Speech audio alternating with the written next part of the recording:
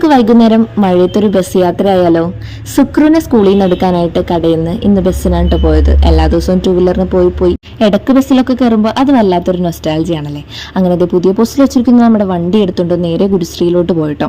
അവിടെ എത്തിയപ്പോൾ 3:30 ആയിട്ടുണ്ടായിരുന്നില്ല, കുറച്ച് നേരത്തെയാണ്. കുറച്ചു നേരം പോസ്റ്റ് അടിച്ചതിന് ശേഷം സുക്രുമണി വന്നിട്ടുണ്ട് കേട്ടോ.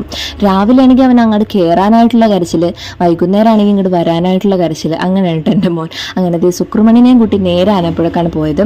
അവിടെ എത്തി നമ്മുടെ സ്ഥിരം കടയായിട്ടുള്ള കീത്തോളിലൊരു പച്ചക്കറി കടയുണ്ട്. അവിടെ കയറിയിട്ട് നമുക്ക് കുറച്ച് ഫ്രൂട്ട്സ് ഒക്കെ മേടിക്കാനുണ്ടായിരുന്നു. ഇനിയിപ്പോൾ കുറച്ച് ഹെൽത്തി ഫുഡൊക്കെ കഴിച്ച് ശരീരമൊക്കെ നല്ല ഹെൽത്തി ആക്കാമെന്ന് വിചാരിച്ചു. അങ്ങനെ ബ്രൊക്കോളിയും അവോക്കാഡോ, പിന്നെ കുറച്ച് മാംഗോസും പ്ലംസും, അങ്ങനെ കുറച്ച് സാധനങ്ങൾ. അവോക്കാഡോ ഒരെണ്ണം വാങ്ങിച്ചിട്ടുള്ളൂ കേട്ടോ. പിന്നെ നമ്മുടെ ബ്രൊക്കോളി ഒരെണ്ണം വാങ്ങിച്ചിട്ടുള്ളൂ. അങ്ങനെ ഒരുപാട് സാധനങ്ങളൊക്കെ വാങ്ങിച്ചിട്ട് ഞങ്ങൾ എന്ത് ചെയ്തു, നേരെ വിംബീസിലോട്ട് പോയി. വിംബീസിൽ ഞങ്ങൾ കയറിയിരുന്നാൽ തന്നെ അവിടുത്തെ ചേട്ടൻ അറിയാം കേട്ടോ, ഞങ്ങളൊരു വാനില ഷേക്ക് പറയാനായിട്ടാണ് കയറിയിരിക്കുന്നതെന്ന്. അതുകൊണ്ട് തന്നെ ഞങ്ങളെ കാണുമ്പോൾ തന്നെ അവർ വാനില ഷേക്ക് അടിക്കാനായിട്ട് തുടങ്ങും. നല്ല അടിപൊളി ടേസ്റ്റ് ആണ് കേട്ടോ, നമുക്ക് മടുക്കൂല എത്ര കഴിച്ചാലും. ഈ ഷെയ്ക്ക് അങ്ങോട്ട് വരുന്നത് കാണുമ്പോൾ തന്നെ സുക്രുവിന്റെ മുഖം അങ്ങോട്ട് വിടർന്ന് വിജലംബിക്കും.